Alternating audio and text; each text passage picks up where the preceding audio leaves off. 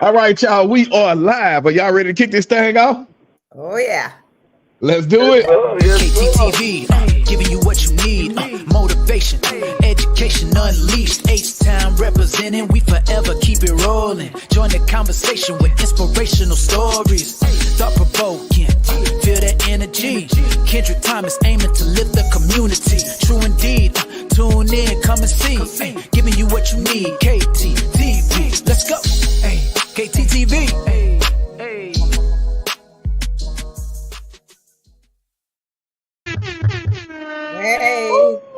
What to do, KTTV? This is KT, and I'm coming at you live with another episode of Education Unleashed. And I have my co-host Dr. Wise here, y'all. in the building. Look, and I want to say 5 years, a little less, maybe a little more. But the boy is back in the building. We got the God MC, Coach Mike Miller. Yay. What to do, Coach? Your mama got it. Your mama got it. What's going on, people, man? How y'all doing, man? It's glad to be back on one of the amazing educator platforms. Man, I love what you're doing, man. I love how you're giving us educators a voice and letting us speak our spiel and just letting the world know how important it is for us teachers, man, as educators, man. Look, man, we got to look. If we don't do it, because right now I think over COVID we got a bad rap, and so right now we got to turn that thing around, show people it's still fun in this thing. It might be little, bro, but it's still some Yeah. fun in this thing, especially when you got people like Dr. Wise in the building and all this good stuff here. You're too So kind. look, Too brothers, kind. thank you for showing up tonight. I know you got things going on. I know y'all getting ready for the trip to Baton Rouge with the team. So thank you for taking a few minutes out the busy schedule, man, to come on and just talk about this work. Because we know it's getting crazy out here. We see a lot of things going on in the athletic world. We just got the whole thing going with Travis Hunter, all these boys from Colorado. And so what better time than to have you come on and just talk about that transition, what you're seeing, especially for me as a former coach. You know, we say student athlete, but a lot of the times they leave that student to the wayside and they just want to be the athlete. They don't know that they commingle. So Right. enjoying, looking forward to this conversation tonight, man, to get some of those tidbits. But first off, let me just check in, man. Dr. Wise, how have you been doing since our last time around? I have been doing wonderful, wonderful. Just kind of staying in the game a little bit, reading a lot to stay abreast and stay current. Yeah, so I'm doing well. Thanks for asking. Oh yeah, yeah, because we know Coach, unlike us, Dr. Wise is retired and at the house here. Oh, That's man. why she looks so refreshed here, so Well, we gotta yeah, make sure she's that, staying on our toes. Coach, yeah, what about you, man? I know it's been a minute since we got together. But how have you been, brother? And how are you staying sane amidst everything with the coaching, with the work and everything? oh, man, it's kind of like, when you fall back into your purpose, it ain't nothing to it. What I'm saying? It's kind of like a natural thing. So it's I'm back in my element. I'm back doing what I do. Just was waiting patiently for a good opportunity. It found me. I found it, and Mm. that's how I stay sane, man. I was just waiting patiently, man. Yeah. Yeah, that's something, right? That look like when it's supposed to happen, I think it's gonna be easy. So Yes, I sir. get you, brother. I get it. Yes, sir, man. Okay, and where you at now? So I'm currently teaching at the Armani Black Private School. So Black Private School is very nice. It's been around for about Mm. 30 plus years. I want to say about 33. This is my first year there. They found me. It was amazing. They found me off of social media, Yeah, and social Wow. media is powerful. And it's yeah, man. I all the opportunities I got has become off the social media platform. So that's why I said in the Mm. beginning about your show, the platform is an amazing tool. And so, like I said, I'm at the Amani School. It's K through eighth grade. Head basketball coach, head track coach, and I'm also the PE teacher in the building. And definitely turning it up on the kids. They kind of really academics has been their big focus for so many years, and they want to change it around with athletics and physical education, get the kids more healthier. Uh, so they found me, and here we go. Every day I'm bringing the heat, bringing the knowledge, I'm bringing Heat. so many Neat. different Yeah. drills and different workouts, and basically just a lot of development on these kids, especially through the kindergarten, third grade, fourth grade. I'm basically focusing on a lot of development. You know what I'm saying? Yeah. Fundamental skills and just getting the foundation of teaching them how to run. So when it's time to get to the next step of actually learning uh, concrete and complex drills and sports, they'll be already ready to go. Yes, sir. Yes, sir. That's what it's about, brother. All right, man. Well, like I say, looking forward to this conversation tonight, and we'll dive way, way deeper into that because it's a lot. I tried to make sure to bring these good questions because there's a few things I think we just need to address. So I think I'm looking forward to that, and I think it's going to be a good one for us. Now, what I want to do is before that is get into some news. I like to kind of keep us abreast of what's going on. We've been talking about vouchers, but now we have to switch gears because we know that the DEI is over, right? Dirty word. Under attack. I don't know what to call it. All I know I don't know is what the if you got it going, you ain't getting no money from the government. So that goes for our schools, that goes for our organizations. Brother tried to stop all nonprofit funding. It's been rough in this thing, man. So tonight I on the already news, know. and we'll talk a little bit about what's going on in my home state, Louisiana. So let's get into it, y'all.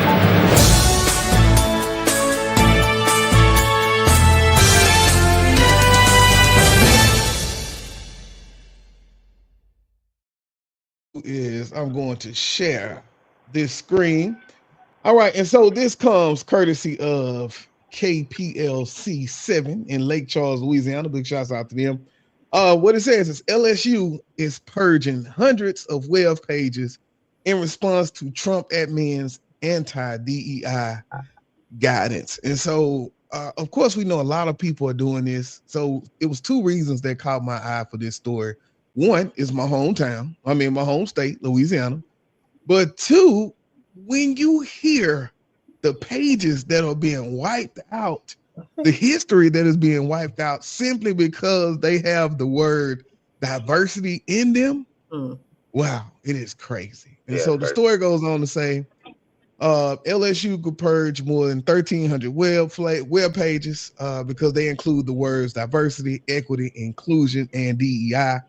And of course, we all know that this is in response to the government and Donald Trump's administration saying that he will revoke federal funding for campuses that use race-conscious practices in admissions, programming, training, hiring, scholarships, and other aspects of student life. Just gonna pause on that statement and let it just keep rolling. So the university shared a list of web pages under scrutiny with campus leaders Friday, along with a memo from LSU Deputy General Counsel Trey Jones, laying out the next steps for complying with the Trump administration. And so this story comes from the Illuminator, which is a nonprofit group on the campus.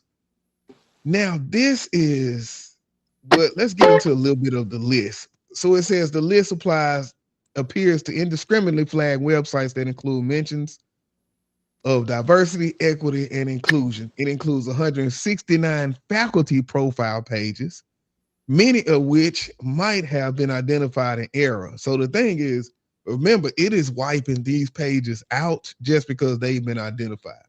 So one of them is a science professor, Mr. Kyle Holmes, which mentions his research is on the topic of ecological diversity. Crazy, just moved. Yeah. Todd Woodard has not yet responded. Dozens of blog posts and press releases celebrating awards, scholarships, and honors from the university's online historical records. They edited other web pages to remove references from diversity. The Hewell D. Perkins Doctorate Fellowship named for a longtime LSU administrator who had previously been denied admission because he was black, now calls on applicants to reach out to the graduate school for admission requirements. It previously required applicants to be from a historically underrepresented group. So we already know that that fellowship is no longer happening. So that's another thing that's being taken. 2 obituaries for former deans of the Mansip School of Mass Communication have been flagged. A write-up of Dean Martin Johnson's achievements mentions his experience at the River, the university's student newspaper, and championed a weekly edition co-published in the newspaper of Southern University, a historically black university of Baton Rouge. So they are taking down everything. It says the memo that they're sending out reaffirms that race and gender balancing and quotas in hiring are prohibited in the LSU system. Wow. Just wow. So, I mean, I'll just say what y'all think. Well, what I find astonishing and is kind of laughable, even though this is a serious matter, if you had the word diversity in reference to anything, I mean, it can be a diverse pond of fish. You have to take the word diversity out. And at some point, this is just becoming ridiculous. But what I think, Doc, also is I don't think most people understand what DEI is and the benefit of it. But I can tell you what it isn't.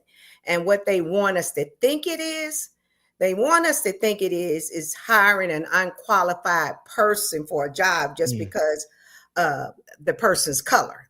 That's not DEI. Okay. They also want us to think that it's hiring based on race just to meet these diversity goals. And so it isn't that DEI. DEI, for an example, if you have a sick parent and you have to take leave, well, you can take leave with time and pay. All of that's under DEI. And that cross all the spectrums of color. It's not a black thing, right?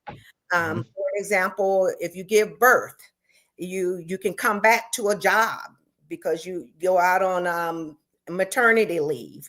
That's all a part of the DEI initiative. Employee recognition programs, for example, material in different languages. But they want to think it's because these people are getting these jobs because the color of their skins, and that's not DEI. Most definitely. Coach, what you got to say? Oh man, this whole situation. So I really haven't been on a DI thing, but one thing I have noticed just how they're able to just go in and remove stuff like it's nothing. Like what happened to like due process and like you got to go through. You just boom, I'm just take.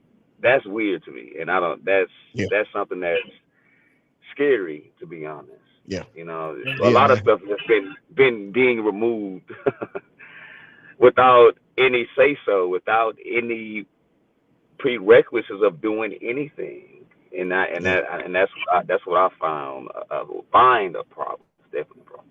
Yeah, I agree, man. Like you say, just in that article, when you think about things that are being taken out of the historical system just because they include this stuff when they made it there by people who earned it, people who earned everything. And so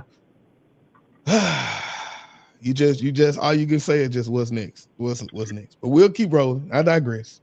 All right. So now I guess I want to just share that. Don't want to harp too much on it on YouTube going crazy and everything. So we're gonna keep on rolling. We'll take a break, and when we get back, I think we are going to get into this work with Coach. Looking forward to this conversation. I told y'all, we got Coach Miller in the building, Dr. Wise. We'll be right. You see the drippy, I'm fitted up. Hop in my car and the giddy up. Secure the bag, yeah, I get the bus. Pick it up, pick it up, pick it up. You see the drippy, I'm fitted up. Hop in my car and the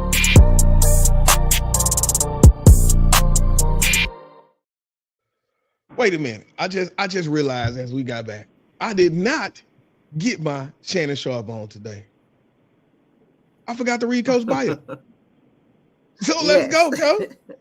Coach Mike Miller, PE teacher at Imani Black Private School, and also the head basketball and track coach, owner and head coach of the Alief Clovers AAU Track Club, head track coach at Southwest Christian Community College, and that boy got that CMO. So, yes, sir. And let me correct that. And let me correct that because my AD already said it because I worded it wrong.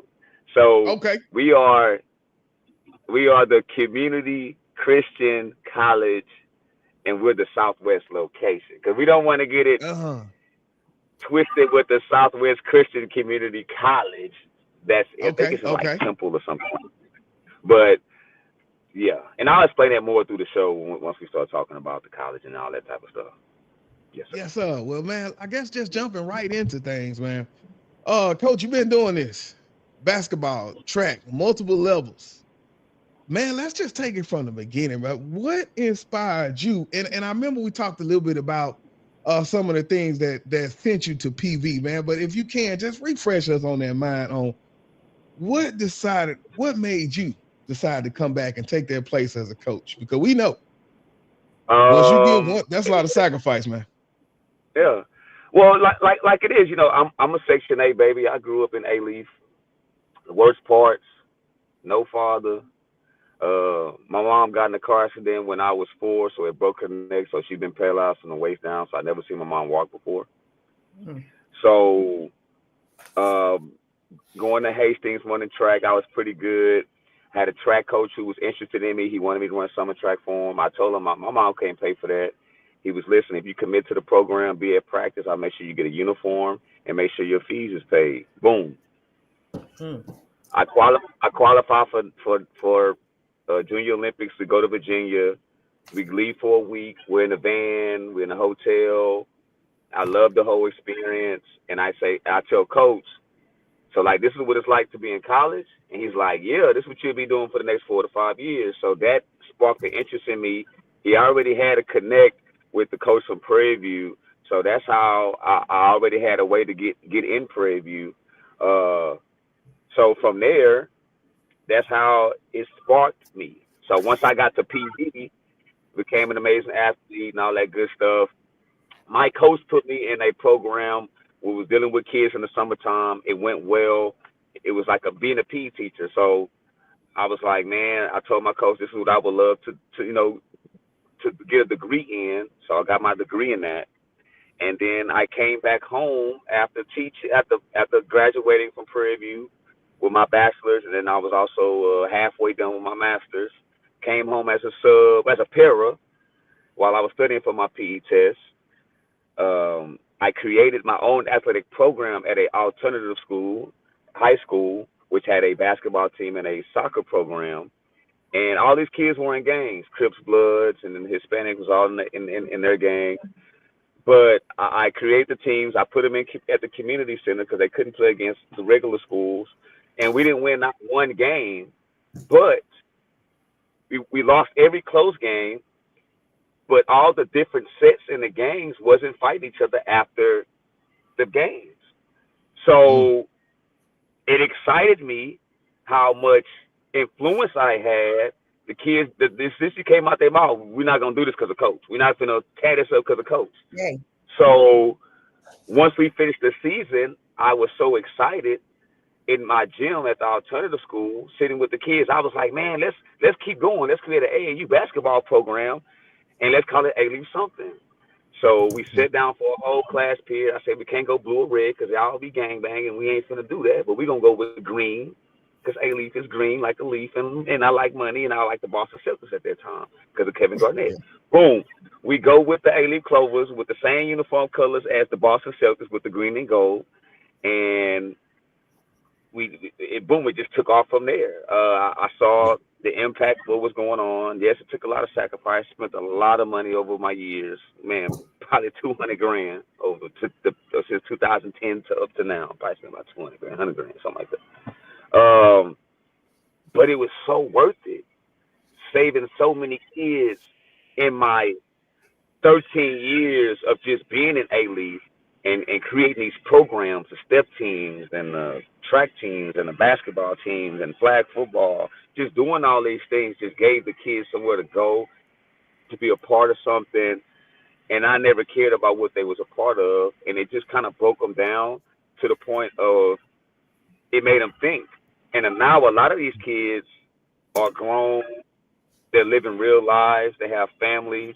Some of them became cops, some of them became lawyers, some of them, man, it's so amazing what they became.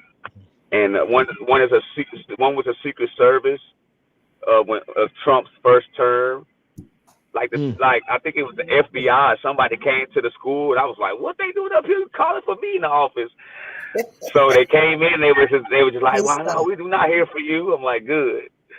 Yeah. And it was like, well, one of your old former students who played for the soccer team at Crossroads mentioned you and said a lot of great things about you. So we're doing an interview on him, and we want to know if he's good. And I was like, "Yes, thank you." Is Hezekiah with you?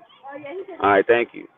So that's how it took off, and it was, and I was like, well, this is my purpose. This is what I do, and I just kept. How can I grow from there? How can I perfect my craft? How can I just do more? And that's the answer to the question on that. That's what sparked it. Like I just knew I wouldn't be where I was at, especially being in an alternative school. I had no kids at the time. That's big money to me. I'm going to school fresh every day. New Jordans. I'm fresh. I'm a P. I get to go how I want to go. And the kids loved how I dressed. They loved how I looked. They loved my demeanor. They loved my swag. I was the only teacher with sleeve tattoos and all that good stuff. I changed the game. No teacher had tattoos when I came in Alief or dreads. I changed the game. The kids loved it. I had their attention. And I was like, I couldn't just come to school anymore and collect a paycheck and be fresh and be cool to them from that 8 to 4 and then leave. I got to do more. I gotta. Instead of going to happy hour, I'm going to the apartments. I'm going to the where people dying at. I'm going to the Mint. I'm going to the when it was called. I'm going to the worst places, and I'm standing there, and I'm here. What's up? Like and like, Coach, how you out here? I know your OG. We went to school together. Or I know you. That Coach. Yeah. So me getting verified in my own community / hood gave me more reason to like, man, I can go open doors behind doors people can't go. I'm finna do something. I'm finna go pull out who I can. Hey, let me get him. He got talent. Keep him from doing this right here. Make sure he go to school. So I just kept going, kept building. And now with that, thinking about the Crossroads, right? And so we know alternative school.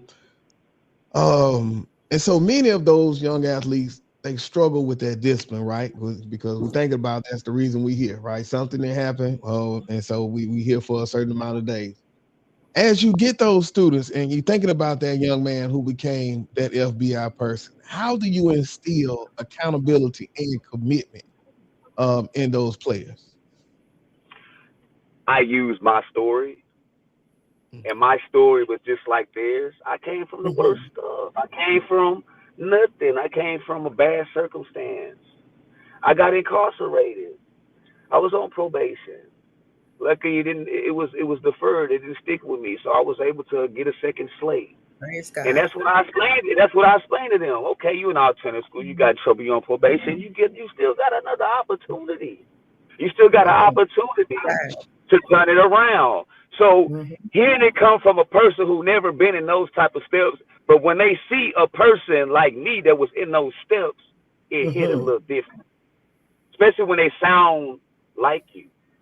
I sound like you. I speak the same lingo. And a kid can smell when you're fake talking like them. They knew that I wasn't fake talking. They know I'm really from the streets. So it was like, okay, that it sparked the interest. How did you get to where you at, Coach? And then that's when I was able to boom. Once they got the interest, because the same thing with me with my mentor, my principal. I knew him since he was my AP. So to me, I'm like, I can tell you are from a community that's black. a community that's going through what I'm going through. How did you get to where you're at? That's what was my whole motive. I got to get them to ask me that question. I got to get them to like think my position is cool, like how they do in the apartments of who they looking up to throw their life away. I'm finna be that, and that's what I did. I went to school fly on purpose. I went to school looking the way I look on purpose because I knew it would gravitate. I knew they would gravitate to me on that. I knew, even though I liked that was still my look, but I didn't cover up my look. I made sure they saw who I was because I knew they was gonna gravitate, and I knew that was gonna give me the opportunity to change their life. Man, it has so far, man. You know, just thinking about those people. Yeah. Now I know. So for me, I did an AAU. I did football with the Eagles, right? So what they had to do coming up, bring your report card, all of those pieces before we get in. How do you kind of reinforce the importance of that academics? And then how does that play into the overall success of your athletes when they do hit the track? Man, everything is about an example of people's past of that helps me get them to understand. Because I can say all day, you need your grades, blah blah blah blah blah blah. I always give it my example. So I was a kid who was bad in class, so they threw me in special ed, right? And they followed me through high school, and I was like, well, I get to be in an easy class, and I can get to go play sports, and I'm good. But it caught up with me senior year when I didn't understand academic scholarships and all this other stuff to go to school. I couldn't get none of that. And by the time I wanted to get it, my counselor said, baby, it's too late.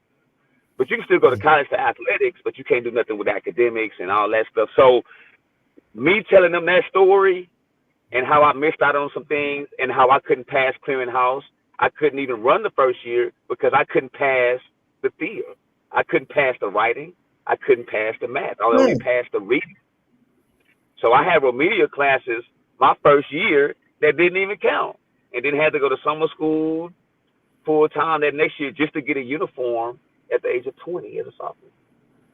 So I just give these examples, real life scenarios where they can see it and visual, and then they'll understand, like, okay, I ain't trying to mess up like that, coach. Thank you for giving me your spiel on what happened to you and other people, and they capitalize on our losses, and they can gain. Yeah. Now I know you got some of those college athletes that's coming up. So you work with both high school, and your college. So now, how do you like help them with transition? Like, what are some of the biggest challenges in transition you've seen them struggle with? And when I ask that question, I think about like the parents who got the kids who are getting from that high school and maybe looking to go to some on the next level. And I just want to kind of give something where they can have to say, okay, be looking out for this, or this may happen. And so kind of talk to me about a few of those challenges that you've seen in that transition, and then how you help your players get through.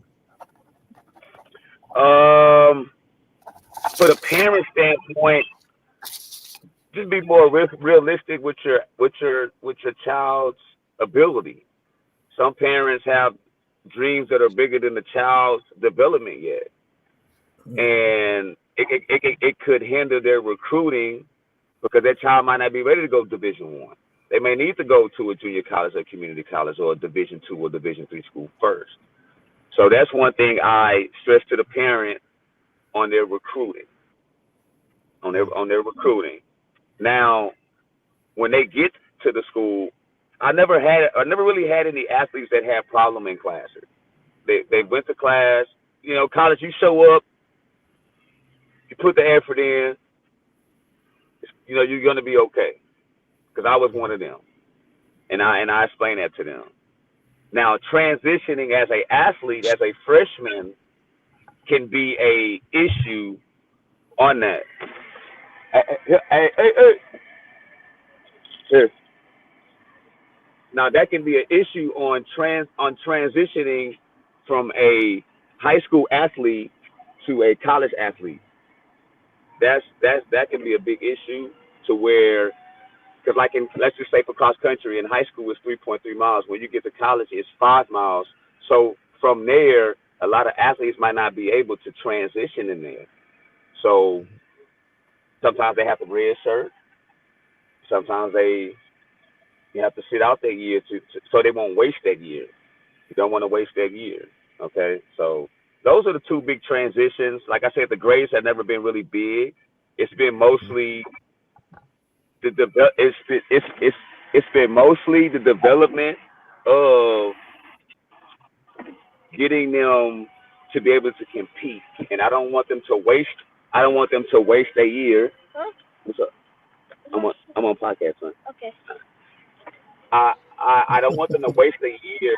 I don't want them to waste a year at a school for that. So I explained to the parents, because some parents don't know what red shirt is. Why my son, he was this in high school, and why is he red shirt? Why is he not getting a uniform? I have to explain it to him. Hey, you wanted your child to go on this type of level, Division One. The child's not ready for Division One. You need to sit that year out. They'll give him that year back, but he has to sit out. So that's just the biggest thing as far as transitioning the athlete. That's probably the biggest thing. Wise, I seen you over there with the notepad. Did you have something? No, not really a question, but a statement. I'm so inspired by your story, and I just want to say thank you for working with these children. Gosh, we need more people like you. And I guess my question would be, are you telling this story? Do you do public speaking? Are you going to schools, across the state of Texas? I've done it before. At one time, I was on a roll. The biggest speech I did was at Garland High School in Dallas in front of 1,000 kids. It was really amazing. And then I kind of fell off. But I would love to get back and tell my story. I used to tell it a lot in Alief. I used to do a lot of speeches with the athletes. Coaches would have me come and speak. But I would love to get back in it. So if you ever got an opportunity for me, go ahead and and write that book. I'm telling you, you have a story that's so inspiring. And I was a principal for many years, and the kind of children that you're talking about, those are the kind of students that I work with. I went into the Title I schools, and that's where my passion lies. And so I see they go through a lot, and to hear a person like you tell your story, that gives them hope. Yes, ma'am. And knowing that they too can rise above their circumstances. Yes. No matter the situation, they can.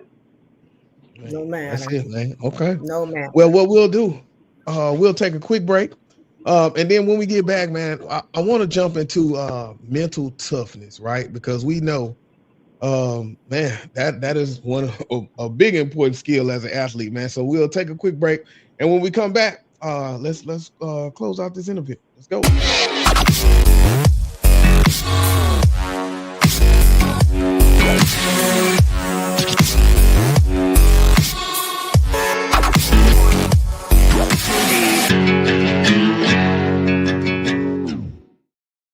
All right, y'all, welcome back to Education Unleashed. I am here with my co-host. Look, Dr. Wise.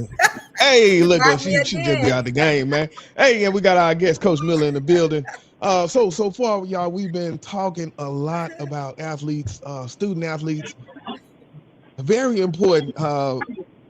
As a high school football coach, man, I want to echo what you said earlier, just about talking to parents about their transition, right? They think, oh, my kid was this star athlete, he running this, he doing this. Why is he on the bench or red shirting for that first year? So everything you said was so important about that. But I wanted to jump into mental toughness, because we know that's just as important as physical skill, right? And so when you're looking at building the confidence and the resilience in your athletes, what are some of the strategies that you use? All right, so on the mental toughness part, I just keep it real with them. I don't hide what they're gonna go through, what they're gonna experience, what they're gonna feel, and I just give it to them raw. Like, And if this is what you really want, you're going to experience those type of things. So I try to prepare them for their mental toughness for those situations.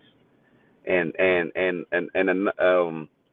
just as for an example, like for an athlete that's in practice and physically they're going through it. Physically, they're not feeling 100%. So that's a good teachable moment to get them mentally tough to fight through the motions. I always use the word motions. I love to use it's just emotion right now. It's not gonna stay. You're not gonna feel like this forever or this whole day. Like, it's going to get better. So I try to get them to understand that, so they don't shut down, they don't break down, they stay solid, bend but don't break, don't fold. Yeah. Don't fold. I like Don't that. fold. Bend but don't break. I like Look, that's how it be, man. When you show up and that rain start hitting, but ain't no lightning, and they don't call them track meets off, and we still got to get out here and make it happen, man. Oh my God, man, I remember them days. So I agree, man. But that mental toughness, because I've seen the best of them break down, man, and really lose themselves. And I know you're the best player on the field, but because you're not mentally strong, you take yourself out the game. I've seen some of the best 1,600 yards running back. Take yourself out the game in the first quarter.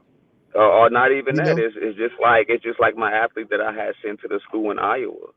I sent him out there. He was a big recruit for them, but mentally he wasn't tough enough, and that's just due. I didn't have enough time with him at the moment. I had got him his sophomore year at the alternative school. I discovered that he can jump. Probably 2 months of him being in there, and with those 2 years, we worked,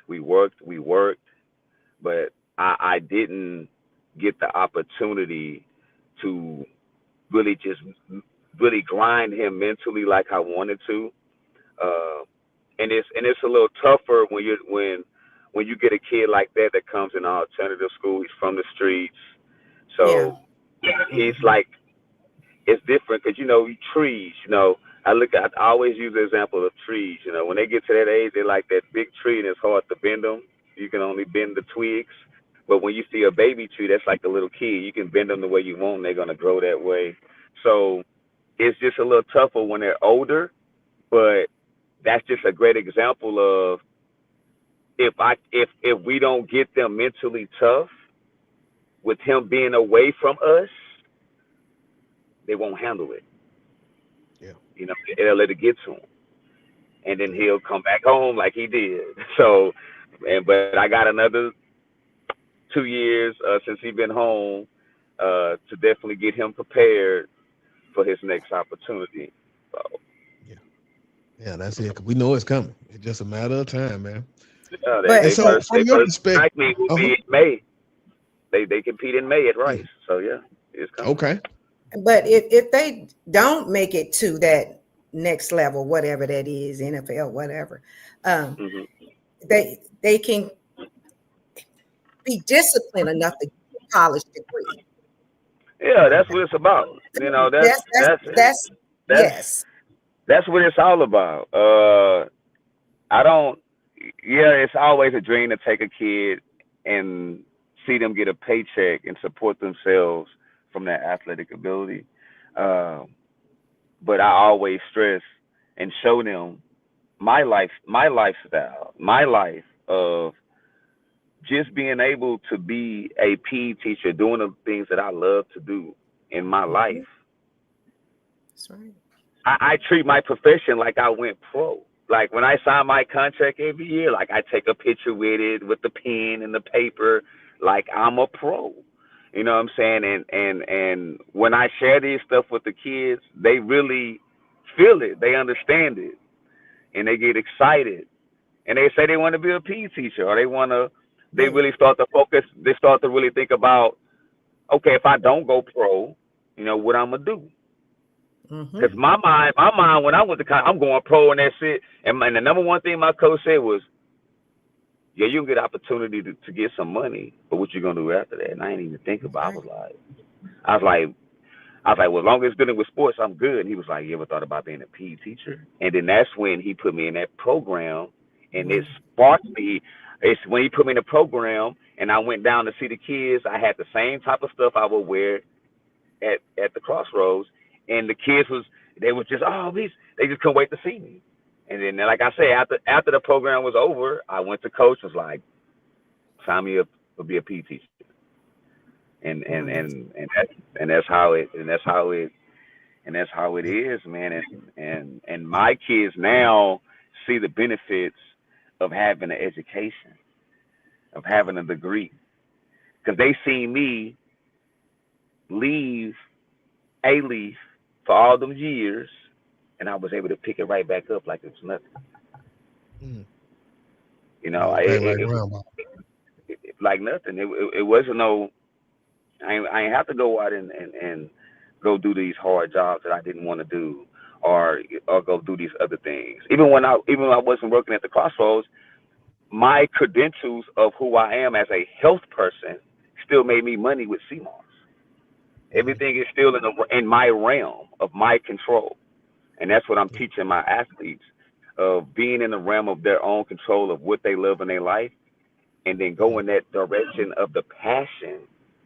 So you can make that a career. Yeah. You make that a way of living. So, really. And with that being said, for an example, so now I just signed my contract 2 weeks ago. Last Saturday, not this past Saturday, but last Saturday, I signed my contract for the college. My assistant coach for the Clovers, who's been with me from the jump, when I started the track and field program, which was 9 years ago, but I started the program in 2010. He ran track with me in college. I've always said, man, stay down. We've been through a whole lot with this track, so stay down.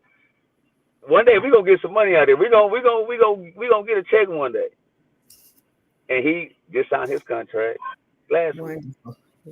Come on, man. You know what I'm saying? Mm-hmm. So, and then now my other assistant coach, he's a volunteer. But like the AD told me, once our enrollment goes up, because I got like 20 to 30 kids I'm finna sign right after high school from these high schools.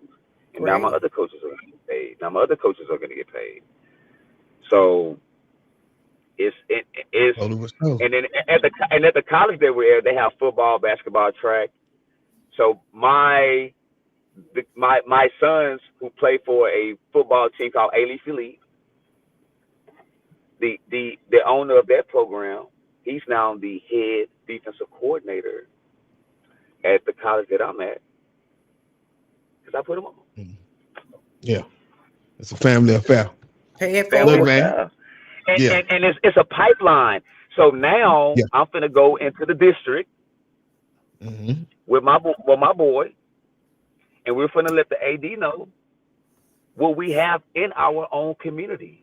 So all these athletes who don't get signed for football, basketball, track, and cheer have an opportunity to come here for 2 years for less than $3,000 a year and get 60 hours of accredited colleges credit, and your 2 years of athleticism don't even count. So when you leave my school, you get to get 4 years at a university. 4 years.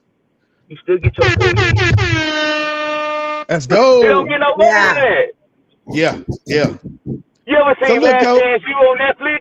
You ever seen Last Chance You on Netflix? Yeah. We got one in our own city. Yeah. In the hood. That's how you got to in the. You ain't got to go nowhere. All those kids that's on circumstances. Man, I got a kid. Oh man, I can't go to college. It's right, and the classes are online. You don't have to go to campus. You do your classes and you come to practice. Come on, man. So look, Coach. Yeah. And we can get you scholarships. We're gonna call the Gates Foundation. Okay. Yeah. Give us some scholarships for these kids. They do. They got athletic scholarships where I deem on who's worthy. They got a president scholarship. It's a Christian school. They got a ministry scholarship, a peer scholarship, and a president scholarship, and a scholarship that you just said. So, Let's see. So now, Coach, understanding the influence of coaches, and so we'll wrap this up after this one here. If you could give one piece of advice to a young coach just starting out, understanding the influence and the power that that coach had on your life, what would it be? It's bigger than what you know. Mm. It's bigger than you. Mhm. You know, man, it's bigger. It's so bigger than you. It's so needed. It's the influence that coaches carry. It's more powerful than the principal sometimes. Like it's just that. It's just what it is. You know what I'm saying? So if you are a coach out there and you are in this coaching game, you're gonna go through the ups and downs. You're gonna spin your own change sometimes. You're gonna spend hours away from your family. Yes, we know this. But the reward that you're gonna see later in life when these kids are grown and they're coming back to you and you see where they're at, it's gonna be so worth it. You know, it's you know who you are. This purpose and this calling is in you and you feel it. Even when you leave it, you know you can't leave it. It's you can't. It's just what it is, man. Like Oh, Yeah. you can't. Yeah. When I was away from teaching and being even though I was still coaching my own program, but and that was only half a year when I would do that. So being away from education all those years, I felt it in me. I still knew I was needed. You know. You know what I'm saying? I just had to wait until I found the right situation for me. But I knew it kept calling me. And when they hit me on Instagram, like, hey, can you come in for an interview? Like, that's when I knew, yeah, it's calling me back. I gotta go. And literally, in the same year, I got the private school job and the college job in the same year. Oh man, that's what. Like I told you, when it's supposed to happen, it's easy, man. Look, man. All right. Well, when it's for you, it's for you. Yeah. It's for you. Look, man, I appreciate that conversation. What we'll do, we'll take a quick break, and when we get back, we're gonna get into our rapid fire. So we'll take a quick break, Coach, and now let's get into a little fun in this interview. We'll be right back, guys.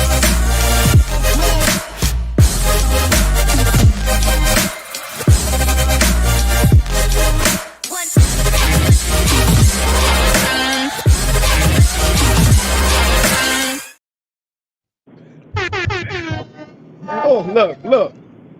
Whoa, welcome back to another episode of Education Unleashed. We are here with my co-host, Dr. Wise, and we got Coach Mike Miller. He just dropped so much information in the game on us for parents who are looking to raise those athletes, to transition those athletes from high school to college, talked a little bit about recruiting, all of those pieces. But now, Coach Miller, this is all about you right now. We're going to jump into our rapid fire section.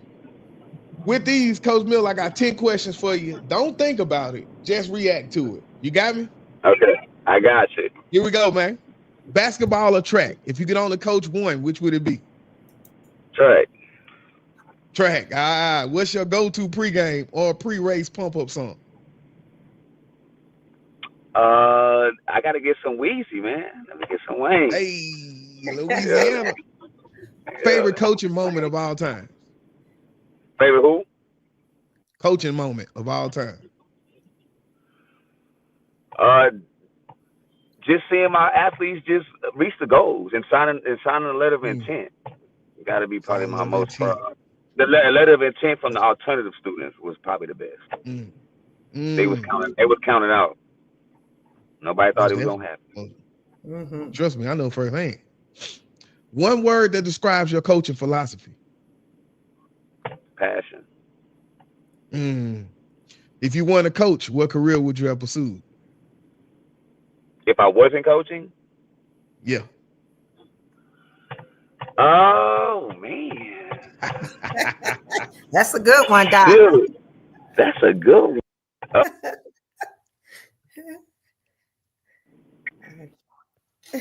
But I don't even know. So, it ain't nothing.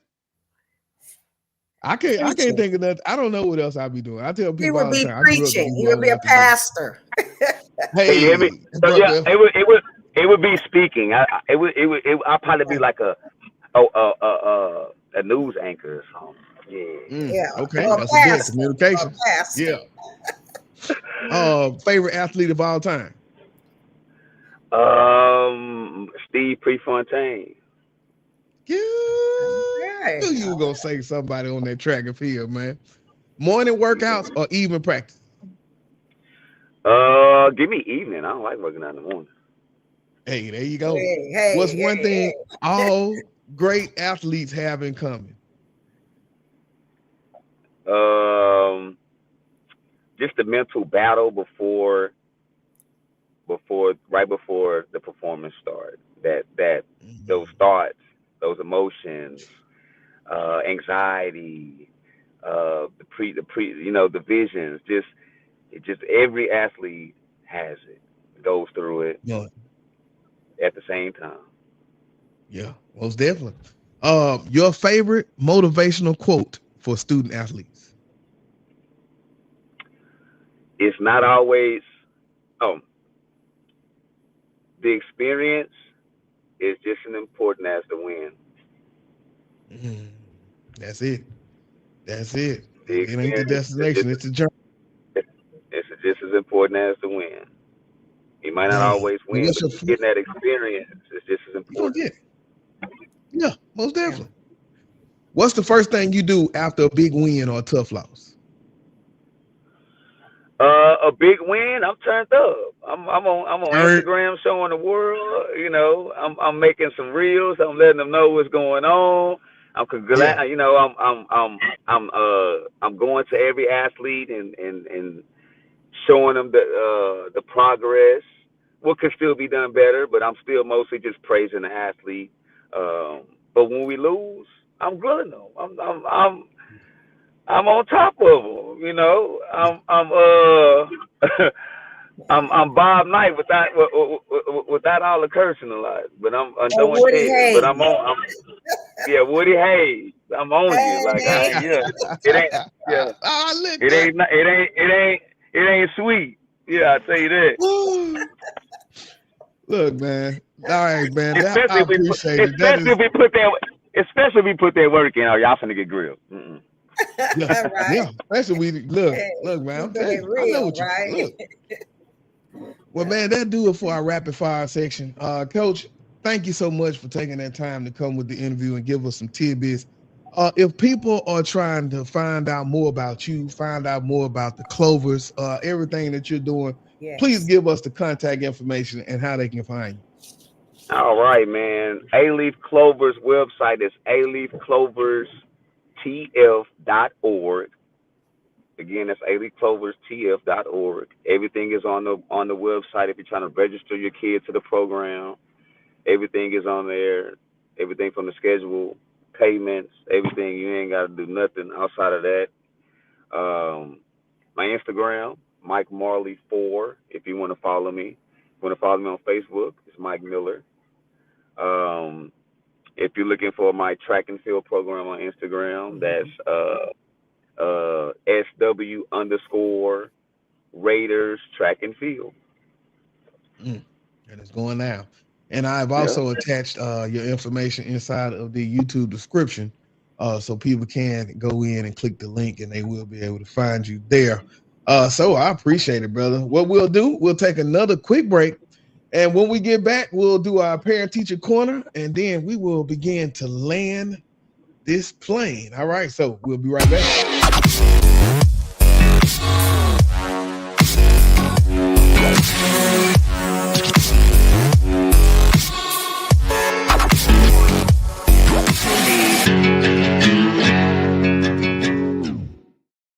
All right, y'all, parent teacher corner. Let's go.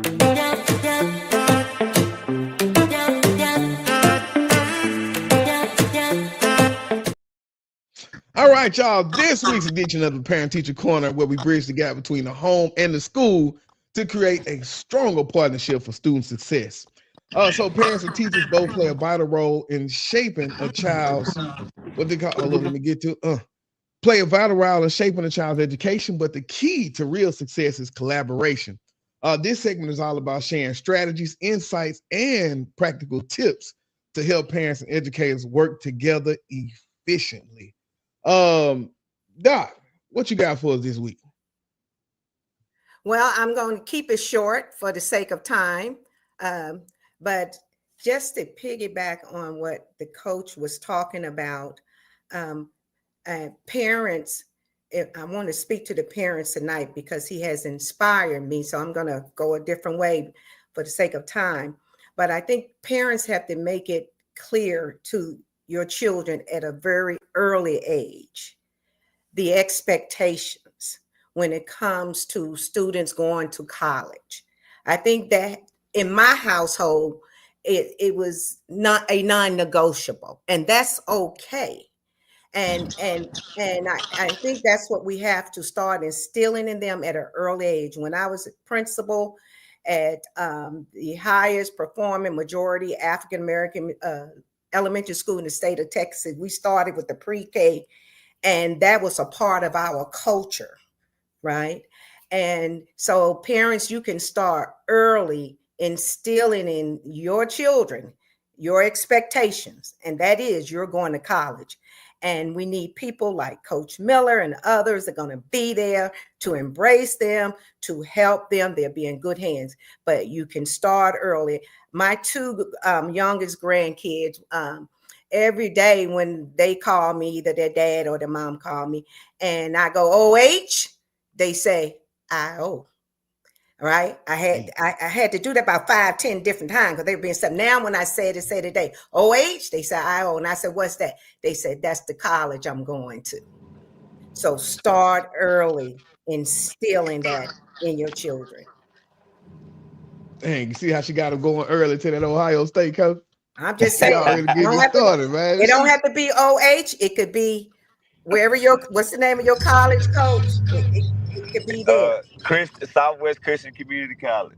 That sounds like a good one. And it's okay to go to a community college. It is. Shoot, Start they had this when I was in school. Start there. Yeah. That's okay. Mm-hmm. That's it, man. Okay, well, I sure appreciate that, Doc. Thank you for that adjustment. We will make it happen, and when we get back for next week, we're gonna keep this one here, and we're gonna put that thing out there. But we did have a lot of good information from Coach Miller tonight, and so I do want to say thank you, Coach, one more time, man, for coming on, giving us that good information. Dr. Wise, any final last words? I know you just kind of gave us a little bit, but anything else before we close this thing down tonight? I just want to say, listen, this has been wonderful. It has been very inspiring.